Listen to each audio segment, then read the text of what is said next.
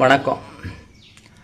இந்த பப்புன் நடிகர் வடிவேலு மதுரைக்காரன் என்னமோ திமுகவை எதிர்ப்பவன், திமுகவை எதிர்த்து பேசுறவங்கெல்லாம் எவனுமே இல்லை அப்படின்னு. அதுக்கு உதாரணம் விஜயகாந்தையும் இப்போ டார்ச் லைட்டு வச்சுக்கிட்டு வருதே, கண் தெரியாமல் தெரியுத காரைக்குடிக்காரன், அவனையும் சொல்லலாம் வேணும்னா, வேறு யாரையும் சொல்ல முடியாது அந்த வார்த்தைகளில். என்னமோ திமுக தான் நாட்டு அரசாளனும், திமுக அரசாளுத மாதிரி யாருமே அரசாண்டுக்கிட முடியாது, திமுக தான் நல்ல அரசாளுது அப்படின்னு. அன்றைக்கி 5000 போட்டு விட்டாங்க. அதுக்கு எதிர்கட்சிக்காரங்க பூரா 5000 சொன்னாங்க. 5000 போட்டு விட்டாங்க. ஆனால் அந்த போட்டு விட்ட மேலே நம்பிக்கை கிடையாது எவருக்குமே.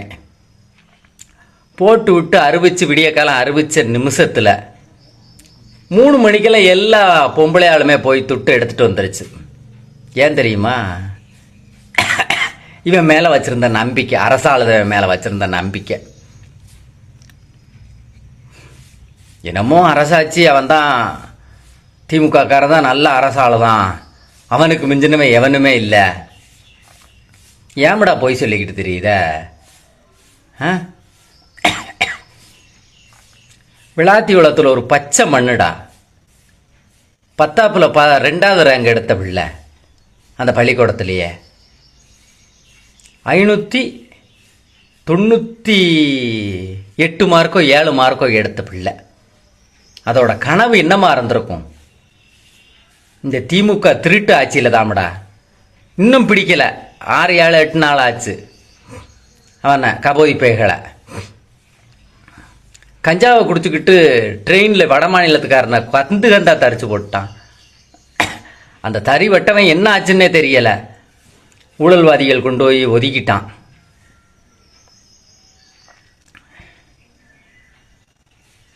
கவுன்சிலராக இருக்கவைய 2.5 வயசு பிள்ளையாடா கெடுத்து மூடிட்டான். நல்லாச்சு திமுக கொடுக்கா. உனக்கு படம் நடிக்கிறதுக்கு வாய்ப்பு கிடைச்சிருக்கா? நீ எந்த கூவு கூவுனாலும், நீயும் துணை முதல்வர் உதயநிதியும் சாதி கலவரத்தை இழுத்து விடணுங்கிறதுக்காக மாமன்னர்னு படம் எடுத்த. அதை கேட்டுக்கிட்டு அந்த சின்னத்துறங்க பையன் நண்பர்களாக இருக்கவங்கிட்ட போய் வாக்குவாதம் பண்ணுதான். அவனை அந்த பையங்க தரிச்சிட்டாங்க, வெட்டிட்டாங்க. அது தப்பு, வெட்டினது தப்பு, முட்டாத்தனம் அது. நீ நடித்த மாமன்னர் படத்தை வச்சு தான் அந்த கலவரமே வந்திருக்கு. நீயும் உதயாநிதி, கடைசி படம் உதயாநிதிக்கு. உங்களோட சாதி கலவரத்தை தூண்டுத அத்தனையும் பொய்யா போச்சு. இப்பவும் பாரு, சாதி கலவரத்தை இழுத்து விட்டுருவணும் அப்படிங்க இந்துடியா நிற்கிய நீங்கள். சாதி கலவரம் வராது. ஏன்னா எல்லாருமே அறிவானவனாக இருக்கான். தேவர், தேவேந்திரர், நாடார், கோணார் எல்லாரும் இப்போ சாதி கலவரத்துக்கு எவனுமே போக மாட்டான். ஏன் தெரியுமா? இந்த கட்சிக்கார பயலும் இந்த படத்தில் நடிக்க கோமாளி பேய்களும் சாதி கலவரத்தை இழுத்து விடுதவையகன்னு எல்லாத்துக்குமே தெரிஞ்சு வச்சு. அதனால தான் திமுக ஆட்சி உகந்தாட்சியா? இந்த 5000, 3000, 8000 கொடுத்ததும் உகந்தாட்சின்னு பார்த்துட்டியா?